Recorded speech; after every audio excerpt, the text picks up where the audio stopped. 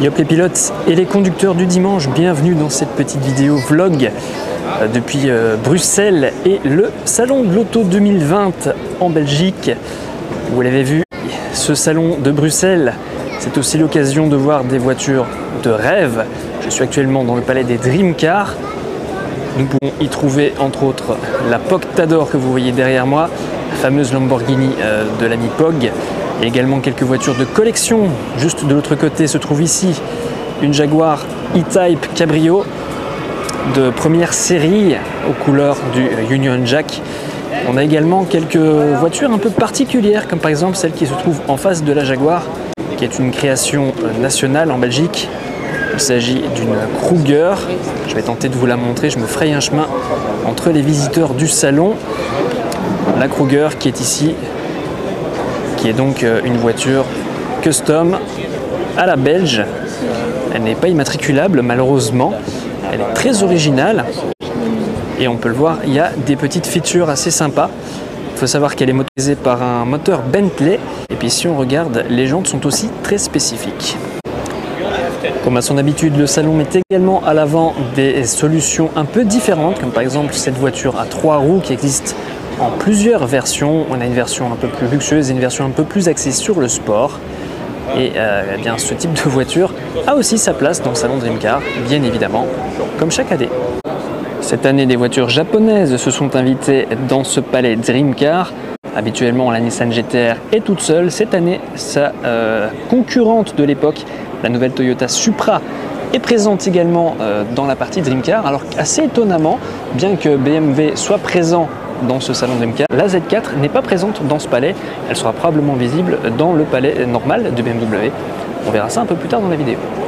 Du côté de la France, plusieurs constructeurs sont présents dans ce palais. Alpine, vous le voyez derrière moi, avec deux voitures, la 110 et la 110S, mais également bien évidemment Bugatti. Et puis on va le voir un peu plus loin, il y a une autre marque qui est présente avec un modèle très particulier que je ne connaissais pas. On va aller voir ça dans quelques petits instants. Je vous laisse la surprise. C'est une marque donc, apparemment assez récente, mais qui en termes de performance entend vraisemblablement se battre avec Bugatti. Sur le plan en tout cas de la puissance, il y a du potentiel. La marque de cette nouvelle supercar française est Genty Automobile. Vous le voyez, elle a un design assez futuriste. Très inspiré, je trouve, un petit peu de ce qu'on a pu voir ces dernières années chez Lamborghini ou encore chez McLaren, si on remonte un peu plus tard avec la McLaren F1 à l'époque, voiture qui a bientôt 30 piges et qui continue d'inspirer pour de nouvelles supercars. Vous l'aurez compris dès les premières images, celle-ci n'est évidemment pas à vendre, elle appartient à un collectionneur privé qui a eu la très bonne idée de la proposer en exposition sur ce salon, l'une des rares Mercedes CLK GT-R AMG. Il s'agit de la numéro 20. Et cet exemplaire est donc le dernier coupé produit, puisque sur les 25 CLK GT-R produites, les 5 dernières étaient des décapotables. Le Palais Dream Car qui est aussi l'occasion de raviver des légendes, la Ford GT et évidemment son duel face à sa concurrente de toujours, la Ferrari F8. Ferrari F8 qui est l'occasion de trouver également un autre petit comparatif. Regardez l'espace entre le bouclier et l'aile.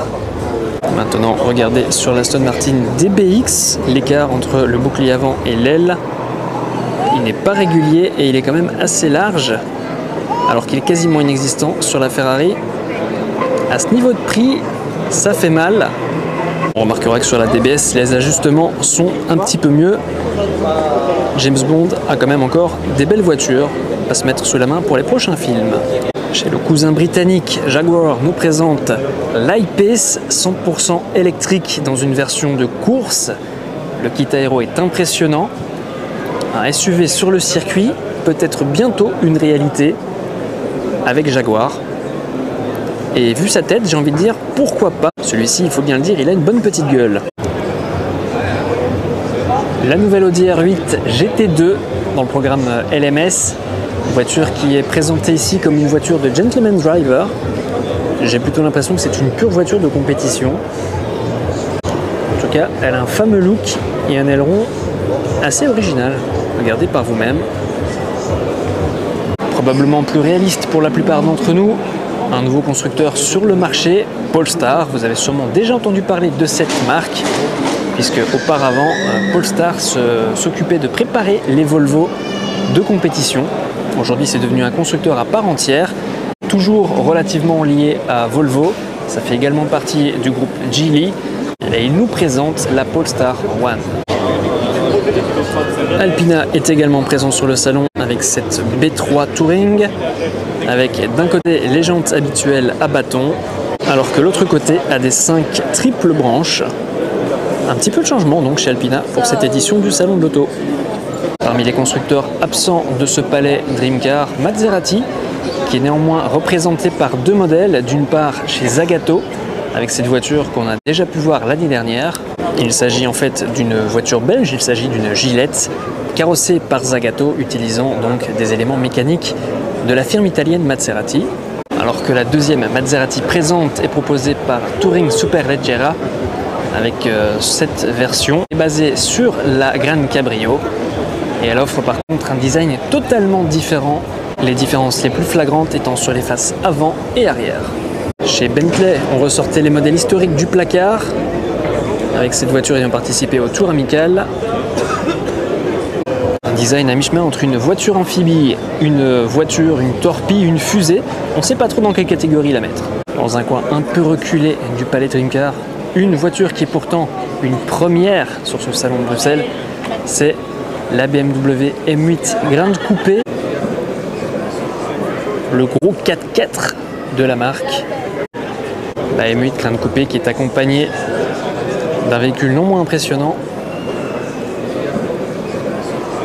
le X6M. Nous avions commencé notre tour à côté de la Poctador, on le termine donc à côté de la Poctador avec la future voiture de Pog, la Mini Pog. C'est pas la sienne, c'est un modèle d'exposition de Mini, mais il s'agit d'une voiture très proche de celle que Pog a achetée, la John Cooper Works GP, la plus puissante des Mini jamais produites, une super Mini donc, avec ses petites particularités, dont ce kit carrosserie très impressionnant. Kit composé de 7 ailerons, mais surtout de ses ailes, à la finition très particulière et au dessin vraiment particulier également. Une voiture qui va rester seule dans sa catégorie de puissance pendant un petit moment. Ceci dit, attention, la Toyota Yaris JR4 arrive très bientôt, c'est pour la fin d'année, et elle va donner du fil à retordre à cette petite Mini. Allez, le salon n'est pas terminé, on va passer sur le palais suivant pour découvrir les nouveautés normales de cette année 2020. C'est parti. Premier palais après le Dream Car, Citroën et leur concept Ami One. Chez Honda, d'un côté, on a la Civic Type R et juste devant elle, la nouvelle petite Honda i. Petite citadine électrique, toute mignonne, à l'opposé de la Civic Type R. On en fait un tour rapide, elle attire évidemment l'œil. Et ça peut se comprendre puisque c'est peut-être ça l'avenir de la mobilité en ville. C'est ultra technologique. Vous voyez des écrans à la place des rétroviseurs, il y a des petites caméras sur la portière, même le rétroviseur central est une caméra. La voiture est encore configurée en japonais. Et alors on remarque que la modernité côtoie le passé avec des inserts boisés qui au toucher semblent être du bois. Chez Subaru, le retour d'une légende. Si la ligne a assez peu changé par rapport à la dernière mouture connue, le retour de l'Impreza va faire plaisir aux fans. Il manque plus que la version WRX et même la version STI. Et on sera tous ultra ravis. La BMW Z4 sur le stand, non pas de BMW, mais de la Fabiac Job on Wheels. Chez Suzuki, le Jimny qui passe partout jusqu'à se retrouver là-bas au-dessus. Le nouveau Juke avec un faciès très inspiré du premier, mais peut-être plus moderne, plus récent et plus mûr aussi dans son dessin avec ses feux effilés. Et voici venue l'heure des Barbadacia. L'intérieur du Mazda X30. Le fameux SUV avec ce moteur essence qui fonctionne comme un diesel grâce à la technologie Skyactiv X. Et quelques voitures plus loin, le MX-30 avec cette technologie électrique et surtout ses portes antagonistes qui rappellent la Mazda RX-8. Et à côté de la plus belle voiture du salon, sa concurrente directe, une Lamborghini. Construit pour les zones de basses émissions, pas pour Bruxelles Expo. C'est le slogan qui est affiché aux roues du Outlander. Je ne sais pas s'il faut le prendre comme un slogan pour ou contre Greta. Aucune idée. Il fait noir de monde, mais on aura quelques images de la Polestar 2, dont le capot moteur cache un petit compartiment à bagages et le chargeur. Du velours de la moquette, du plancher. On innove chez BM. La Mini la plus rapide du monde, il n'y a pas si longtemps, elle était au Palais Dream Car. La voilà sur le stand Mini. Elle va vite. Et voici ce pourquoi j'aime bien aller sur des salons comme celui-ci. Il y a des concept cars comme ce Volkswagen ID Buzz Cargo. Cette peinture biton très inspirée du Samba Bus. Et puis il y a d'autres concept cars chez Volkswagen avec l'ID Buggy. Et là-bas, la nouvelle ID3, ID Dry. À l'intérieur de l'ID Dry.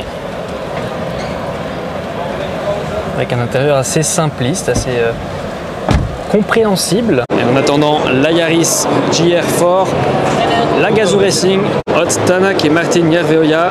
Numéro 8 sur la Yaris. Est-ce que c'est la voiture de 2019? Parmi les petites bombinettes attendues, chez Hyundai, la i10 N-Line, le département sport de la marque, qui signe donc la plus petite voiture de la gamme.